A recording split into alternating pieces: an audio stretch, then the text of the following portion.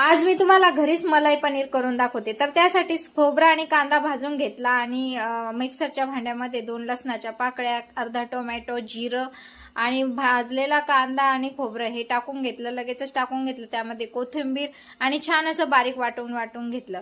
तर वाटून झाल्यानंतर लगेचच मी पनीर स्वच्छ पाण्याने धुवून छान असे बारीक तुकडे करून घेतले आणि ते तेलामध्ये फ्राय करून घेतले। तर फ्राय करून झाल्यानंतर त्याच तेलामध्ये मी मसाला टाकून घेतला आणि मसाला छान असा 1 ते 2 मिनिटं होऊ दिला। त्यामध्ये टाकून घेतली हळद आणि लाल मिरची पावडर आणि थोडी स्पायसी पाहिजे असेल तर तुम्ही हिरवी मिरची बारीक अशी कट करून सुद्धा टाकू शकतात। नंतर त्यामध्ये टाकून घेतला मी पनीर मसाला आणि लगेचच पनीर सुद्धा टाकून घेतलं, मीठ टाकून घेतलं आणि दूध टाकलं आणि वरतून छान अशी कोथिंबीर टाकली। तर मलाई पनीर असल्यामुळे मलाई सुद्धा टाकून घेतली बरं का। आणि बघा छान अशी मलाई पनीर तयार झालेला आहे। तर कसा वाटला व्हिडिओ कमेंट करून नक्की सांगा आणि चॅनलला मात्र नक्की सबस्क्राइब करा। चला भेटूया पुढच्या व्हिडिओमध्ये, तोपर्यंत बाय।